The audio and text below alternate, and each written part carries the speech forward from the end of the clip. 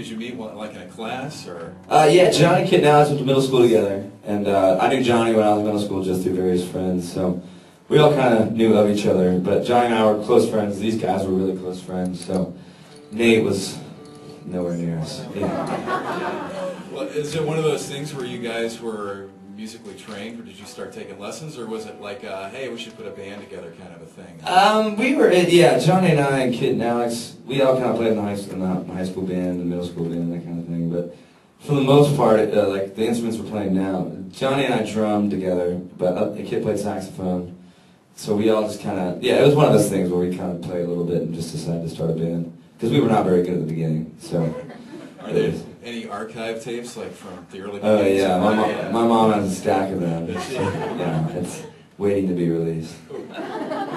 The first place I heard the first single was ESPN. Really? And, yeah. Oh, great. That's good news. It's good news. Something to believe in. Yeah. Are you guys big sports fans? Have you noticed it on there at all? Yeah. So ESPN's been great to us, and they heard the song, we're big fans of it, and they put it in the Rose Bowl, and then kept playing it and using it for a lot of other stuff, and then we got a bunch of stuff coming up with this summer with the house band, the SBs, and I'm just stoked to meet LeBron James finally. So. Even though, I know, but he lost last night, but still, it'll be fun. Are there specific teams you root for? I'm thinking the Heat now.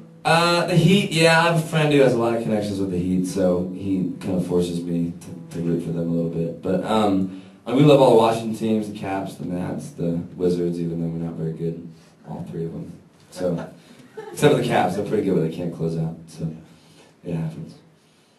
You wrote a song on the disc too, "Kiss Me Slowly" with Lady Antebellum. How'd you guys hook up? Well, Charles and Dave from Lady are good friends of mine from Nashville, where I live now. And when we were writing this summer, I got a call from them asking if I wanted to come out on the road with them and write. They're on tour with Tim McGraw at the time, and had a lot of downtime, and they were just looking to write for other people as well, which is what I was doing at the time. So we started writing for a specific singer-songwriter, and turns out that our band loved the song so much, and we realized once we started recording that it fit the CD perfectly. So I literally called Charles and I was like, "Don't give it away."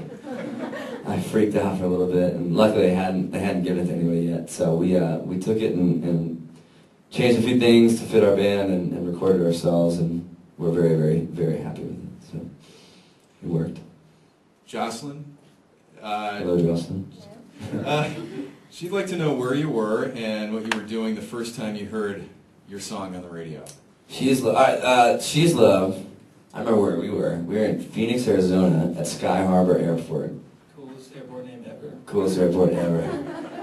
But they never in the car, and I remember hearing it the first time with Nate, and we freaked out for a while. But the best is when, like the story I always tell, because this is very indicative of, you hear it and you're freaking out, because obviously it's your song, but one time I was on a plane, it started coming over the sound system on the plane, and I was obviously like, oh my gosh, I'm feeling baller. And then my own song is playing, and then the dude next to me started singing along with it, so I was like, oh wow. Baller status times 20, and he started singing, so I like leaned over and I was like, "Yo, man, you like this song?" And he's like, "No, not really." I was like, "All right, me either. Don't worry." So it goes both ways. It's a double-edged sword. Sherry from West Des Moines. Hey, Sherry. She'd like to know if you have any habits or rituals you do before you go on. To be honest, we talk in Spanish a lot.